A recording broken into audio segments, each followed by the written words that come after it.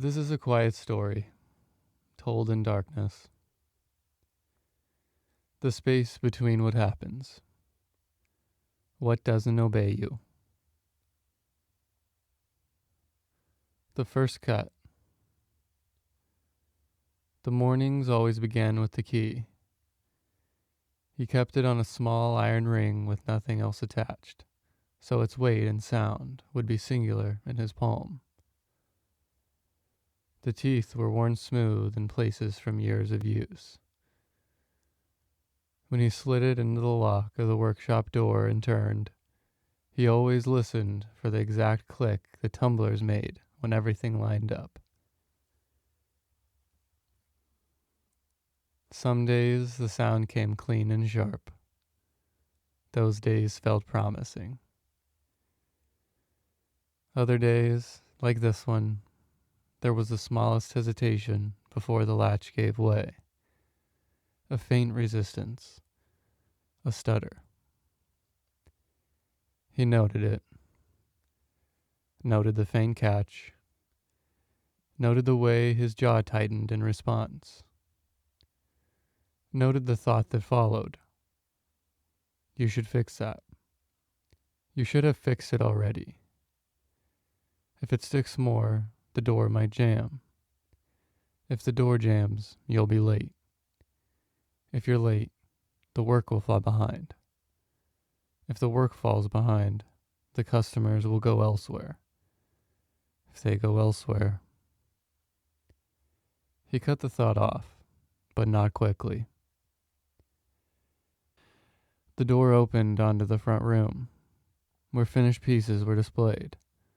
Small tables, cabinets, stools with round, even seats, a chair with arms shaped just enough to feel intentional, but not extravagant.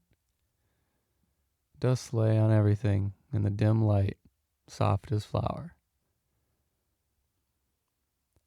He did not linger there. That room was for customers. It was where things looked complete. He passed through it and into the long, narrow back room where nothing was ever finished. Here the light came in angled blades from high windows. The air held sawdust, old smoke, and the lingering tang of linseed oil. Against one wall, an array of tools hung in careful order. Chisels from smallest to largest, planes with their blades facing away from the edge of the bench, mallets, clamps, measuring rods. Against the other wall, boards stacked by species in length, their ends marked with chalked numbers only he could fully read. The bench in the center was his true anchor. He ran a hand along its scarred surface in greeting. On the bench lay yesterday's work. The beginning of a small cabinet for a client who kept writing anxious notes about delivery dates. The sides were cut but not yet joined. Mortises marked but not carved. A pile of shavings from test cuts curled in soft sleeping loops down by the legs. He stood for a moment, not moving, listening. Outside the thin walls, the city was waking in layers. A cart rumbling over uneven stones. A voice calling out the day's bread. A distant shout near the market square. The sound of water carried faintly from the harbor if one listened for it. The slap of small waves against hulls. The creak of rope. He drew a breath, held it for a count of 3, let it out. Doorway, he murmured, echoing something his old teacher had said years ago. The old man had meant that the breath was the threshold between reaction and choice. You stepped through it by paying attention. That was the idea, at least. He wasn't sure he believed in doorways anymore. but the habit of counting the breath remained. He rolled up his sleeves and reached for his measuring stick. The cabinet front needed to be cut again. Yesterday, late in the afternoon when his focus had already begun to fray, he'd made a mistake. A line marked a fraction off, a cut that followed the line faithfully, and therefore made the board wrong. He'd seen it as soon as the saw left the work. He'd set that board aside, upright, leaning against the stack with its air facing outward, like a wound. He left it there deliberately, to remind himself to do better, to pay attention. Now it stood where he'd left it, and his eyes went to it immediately. He knew he should move it, recycle it, use it for something else. But there was a part of him that wanted it to stay exactly there. A small monument of failure. Something he could look at and think, see, that's what happens when you relax. He took the measuring stick and crossed to the fresh board laying on the bench. He measured the length, marked the ends, checked the square, marked the mortise positions twice. Then he went back and rechecked the reference measurements against the plan, though he knew the plan by heart. A voice in his head said, "You're wasting time. You know how to do this. Trust yourself." Another voice, more familiar, replied, "And if you stop checking and something goes wrong, whose fault will it be?" Outside, the sound of a handcart approaching grew louder. He heard the iron-rimmed wheels catch in a rut, the driver curse, the brief, sharp rattle as it broke free and rolled on. The world outside his walls was always like that. Noisy, unpredictable, full of small collisions. He envied it sometimes and distrusted it always. The first cut of the day should have been a clean ritual, an opening move. He tried to make it so. He placed the board on the trestles, adjusted his stance, gripped the saw. The teeth bit in gently, long strokes, steady. He knew how to guide the blade with the position of his body, how to let its own weight do the work, how not to push too hard and make it buckle or catch.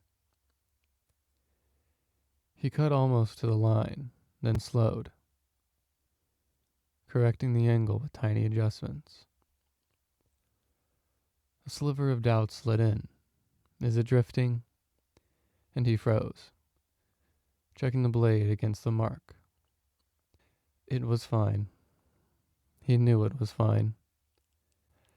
But the tension that had arrived at the door lock had spread now to the back of his head. He could feel the old pattern winding up inside him, the belief that every error, no matter how small, was a sign that he was slipping, that the world was slipping, that everything needed to be pulled back under control before it was too late. He finished the cut.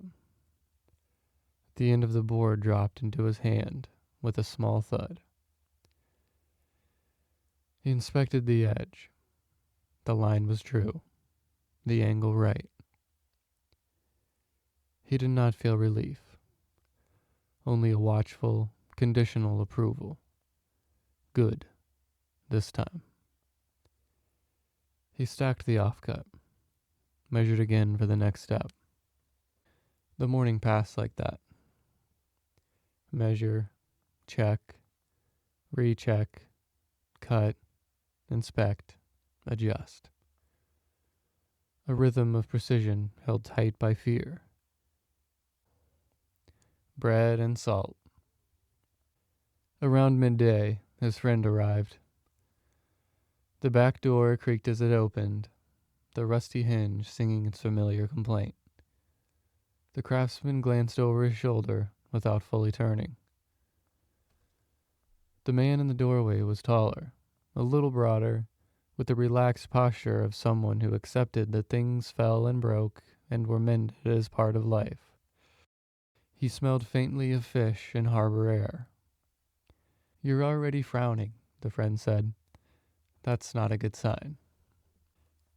"I'm working," the craftsman replied. "My face isn't part of the work." "It is for people who have to look at it." The craftsman sat down his chisel with deliberate care. "Do you need something?" "Needed someone to share a midday bread with," the friend said, lifting a cloth-wrapped bundle. "But if you're too busy controlling the grain of the universe." The craftsman felt the small irritation, the prick of being seen. "I'm in the middle of a joint," he said. "If I stop now, I'll lose the feel of it. The wood will still be here in 10 minutes. "Yes," the craftsman said. "And in 10 minutes, I could have done the work correctly or spoiled it." The friend studied him for a moment, then walked further into the room, eyeing the boards and plans. "You know," he said casually, "I was talking to that sailor from the red boat this morning, the one with the crooked mast. Asked him how he sleeps with his ship leaning like that. He said it leans the same way every night. My body knows it." The craftsman said nothing. "There's something to it," the friend went on, "for letting some things lean." "I build cabinets," the craftsman said, "not ships. People don't like cabinets that lean." "True." The friend opened the bundle and tore a piece of bread in half. "But they also don't like waiting 3 weeks past the promised delivery because someone recut the same piece 14 times. The craftsman flinched, almost imperceptibly. "Who said 3 weeks?" "The client. He was at the market. I told him you were working hard on it, which you are." The friend held out the bread. "Eat." The craftsman wiped his hands carefully on a rag before taking the bread. Even in this, he felt the urge to control. Don't scar the food. Don't get grease on the tools. They ate in silence for a moment. The bread was plain but fresh. He realized he'd forgotten to be hungry. The friend tore the last piece slowly, eyes drifting to the tools on the wall. Everything in its place. The craftsman said nothing. "Your teacher was like that too, wasn't he? About knowing where things belonged." A long pause. "He said a sane man sets his concerns where his hands and will can both honestly work." The craftsman turned the bread in his fingers. "I've never been sure where that is." The friend wiped crumbs on his trousers. "You could start with something small. Let one thing be out of place. One thing only. See if the world ends."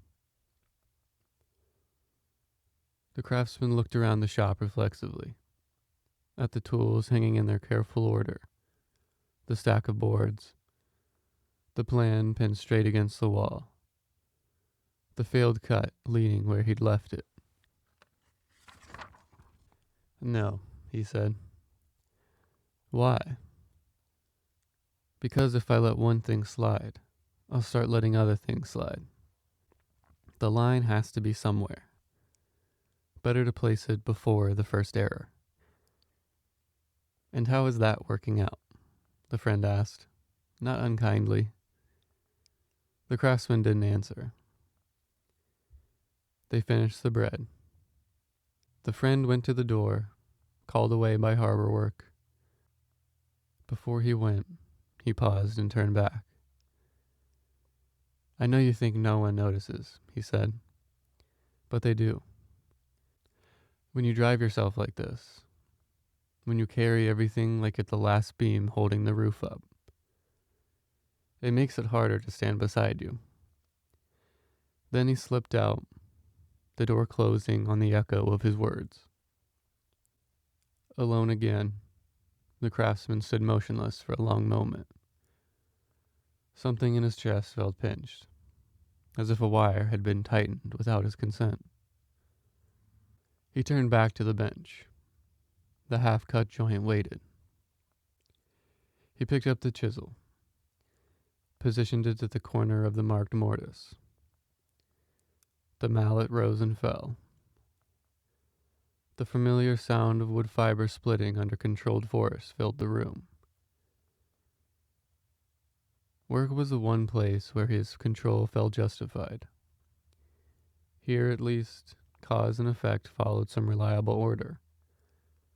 Measure correctly, cut correctly, assemble correctly, and the piece would stand well.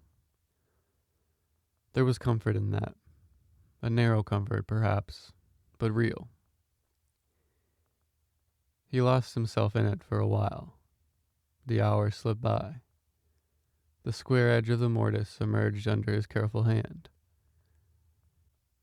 Tenons were cut to fit.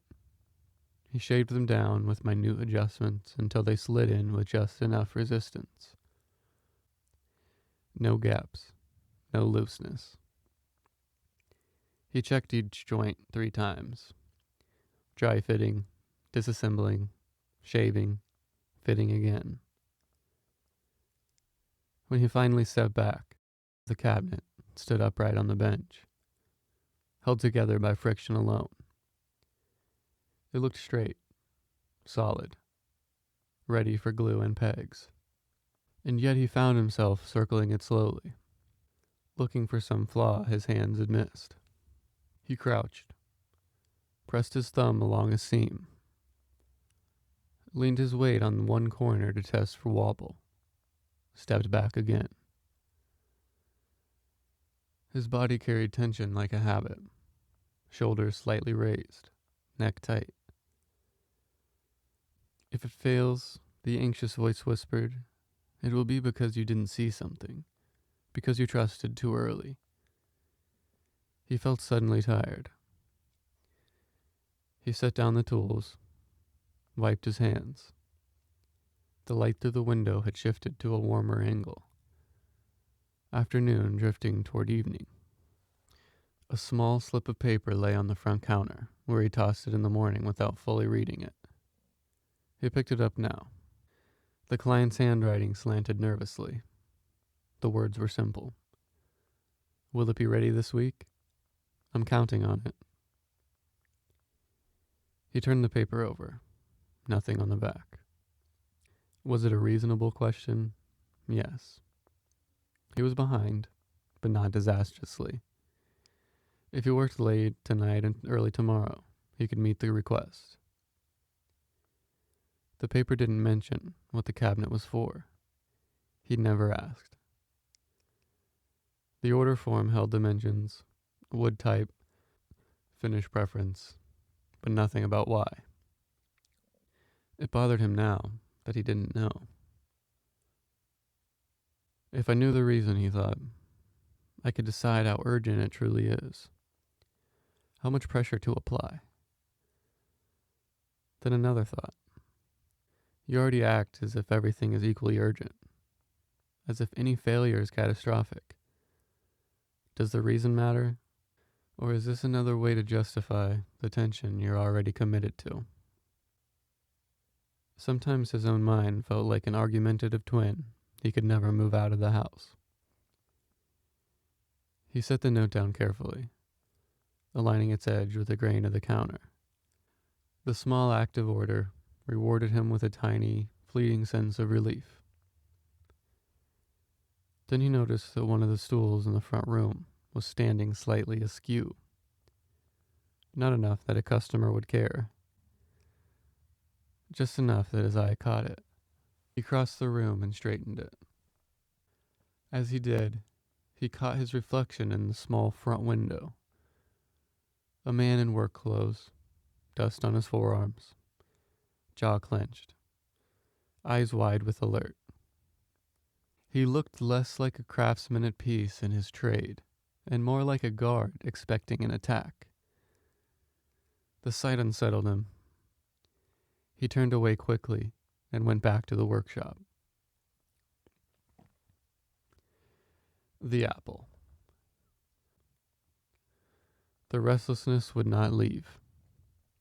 It followed him like a shadow, moving where he moved. He tried to return to the workbench, but his focus scattered. He picked up a plane, then put it down, wiped sawdust from the bench, though it was already clean, adjusted the placement of a clamp by the width of a fingertip. Finally, he recognized the pattern he was in, the loop that came when fear and duty tangled. He could stay here all evening, tightening and retightening, making minor changes that would not meaningfully improve anything, exhausting himself in the name of vigilance. He exhaled. He thought of his teacher again. The old man had once slapped his hand away from a board he was about to recut. "What are you doing?" the old man had asked. "There's a flaw," the apprentice had said.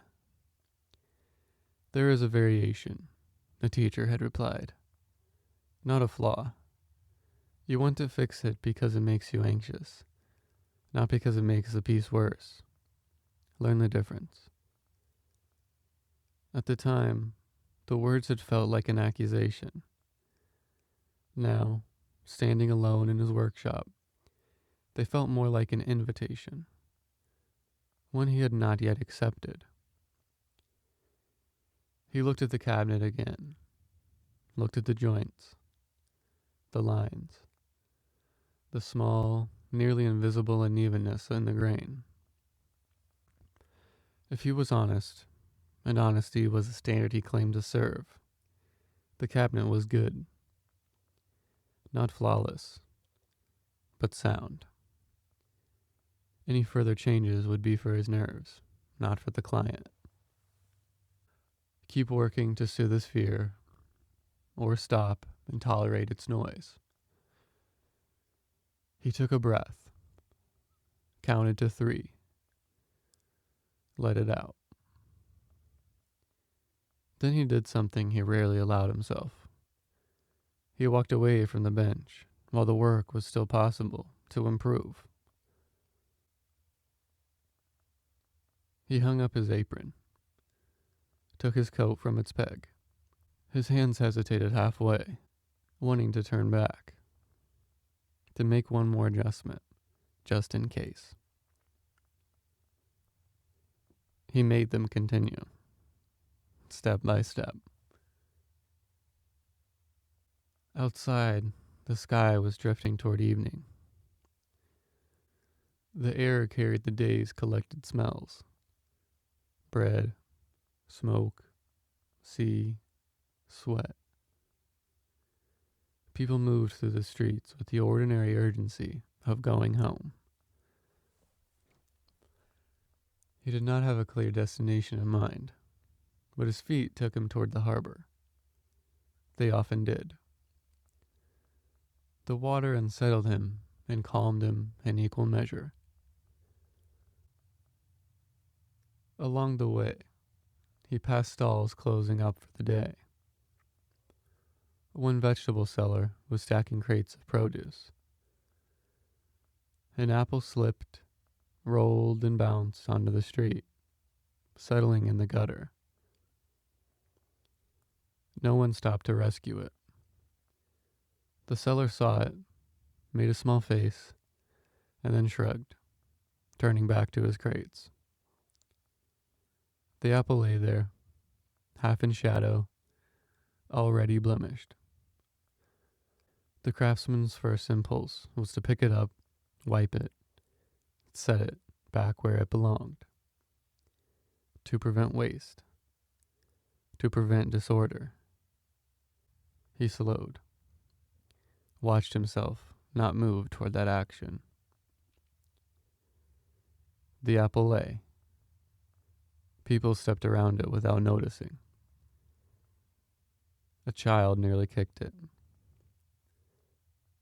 Then followed a different curiosity. The world did not hinge on the apple's fate. He let it stay. His body hummed with the discomfort of that choice for several steps. But nothing bad happened. The comfort did not explode into catastrophe. It came, it peaked, it began to settle. He filed this observation away without making a speech about it, just noting, like a craftsman noting how a certain wood behaved under a new tool. At the harbor, boats tugged gently at their moorings. The sound of water slapping hulls made a soft, irregular rhythm. The sky above the water was a washed-out blue, turning slowly to gray.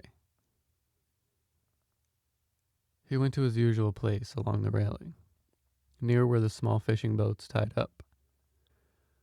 The red one his friend had mentioned sat at a visible lean. Its mast was indeed crooked, tilting slightly starboard, as if bowing to some invisible weight. The captain sat on a crate near the bow, mending a net. His fingers moved lazily, more from habit than urgency.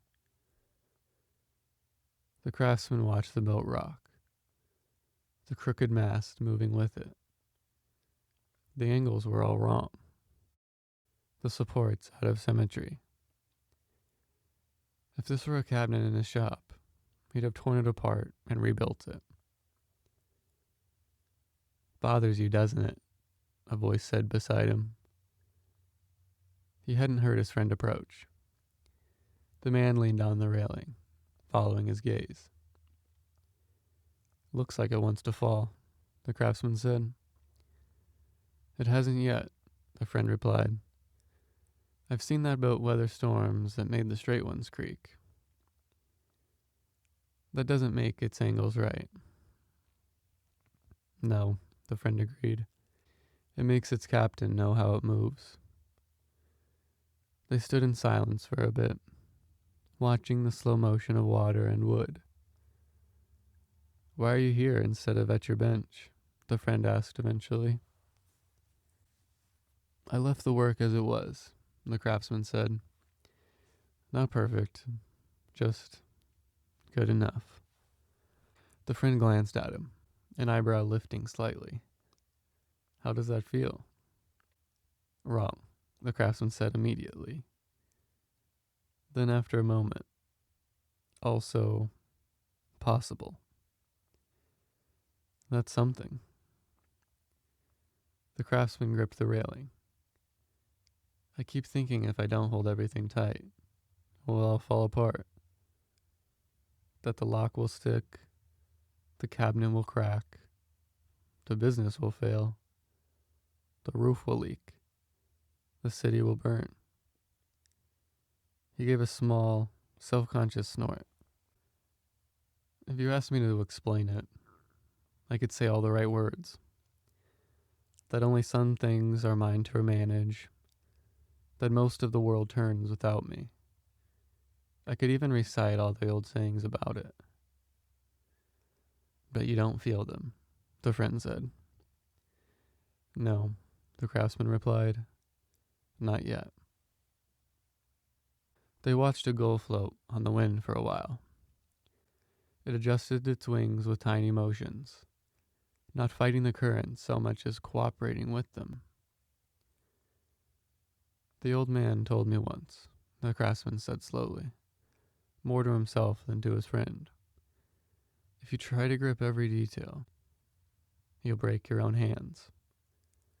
You are not the master of outcomes, only of efforts and judgments. That sounds like him, the friend said. Did you believe it? I wanted to, the craftsman said. But every time something went wrong, it felt like proof that I hadn't controlled enough. Maybe it only proved that you're not a god, the friend said, which is a reasonable thing not to be. The craftsman didn't answer. They stood there until the sky darkened and the harbor lamps flickered on. When the first chill of night crept into the air, they parted ways with a nod. Glue setting. On the walk back, the craftsman passed the apple again. It had been kicked further along, now lodged against a crack in the stone. Someone had stepped on it.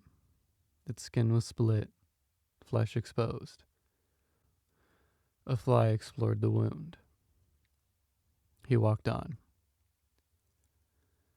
Back in the workshop, the air felt cooler. The cabinet still stood on the bench where he'd left it. Nothing had shifted. The joints were still tight. He circled it once, hand trailing lightly along the rails. He noticed again the slight unevenness of the wood's color. The small knot that would show at the side. The way the grain didn't quite mirror itself as perfectly as it could. He felt the old impulse rise, to take it apart and start again. Not because it needed it, but because he wanted the feeling of total correctness. He let the impulse come fully into awareness. Watched it. Named it quietly. This is the desire to control what does not need control. He waited against another thought. What does the client truly need from this cabinet? Perfect grain symmetry? Or solid place to keep their belongings? He imagined the client's note. I'm counting on it. Perhaps they were counting on reliability, not perfection. On function, not flawlessness.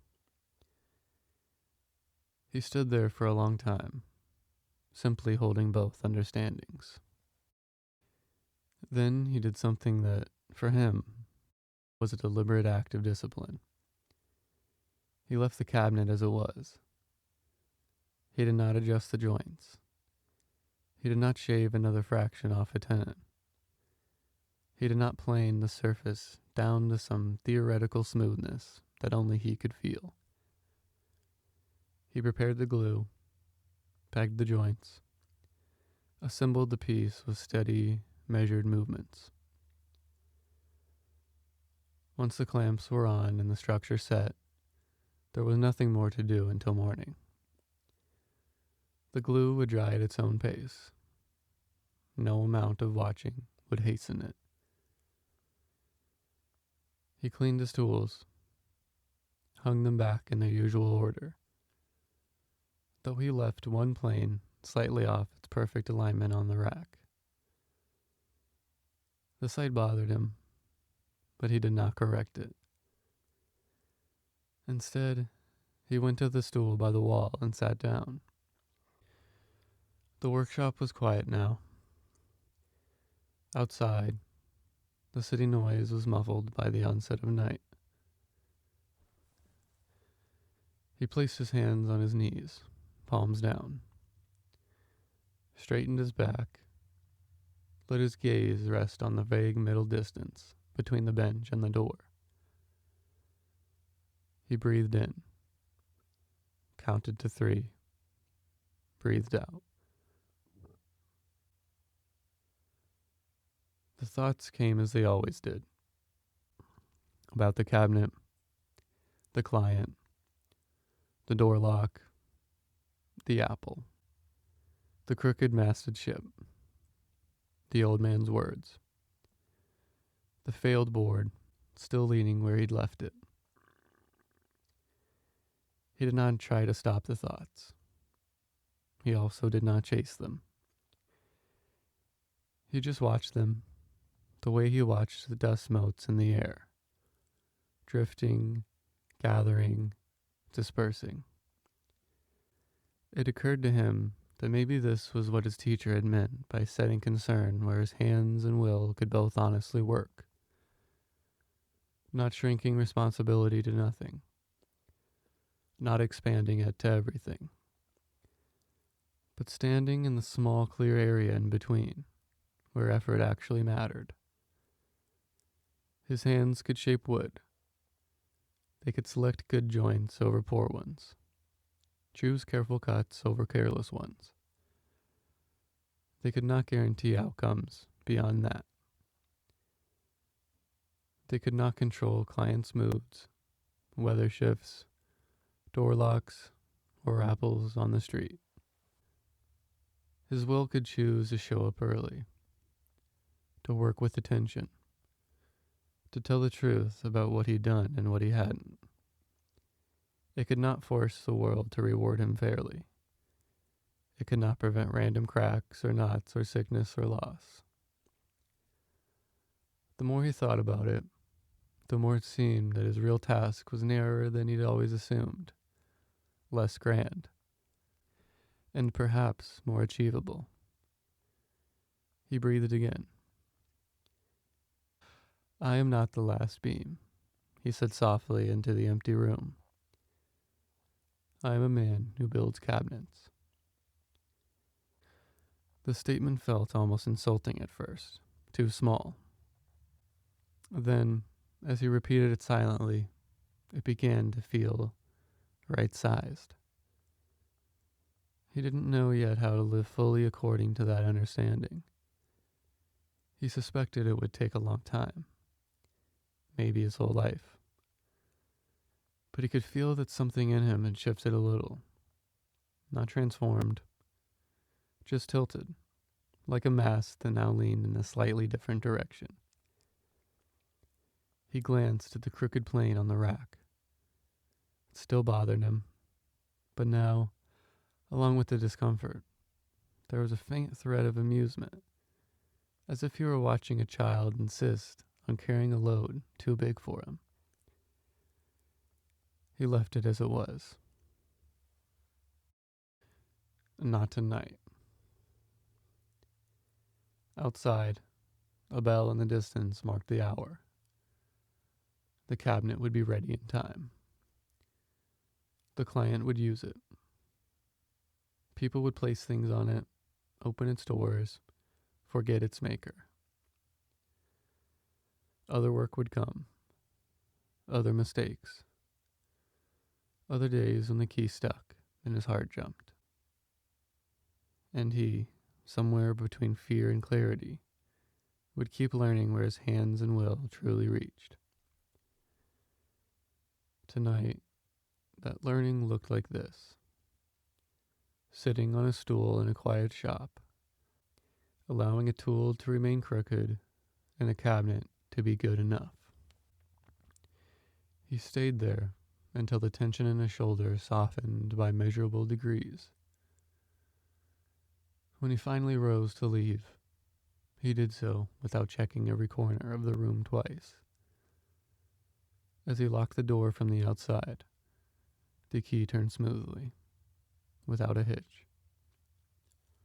He smiled at this, not as a sign that his control was working, but as a small reminder that some things went easily whether he worried about them or not. He slipped the key back into his pocket and walked home through a world that rolled and leaned and bumped along in its own imperfect way. He did not try to straighten it. Not tonight. Thank you for listening. May you be well.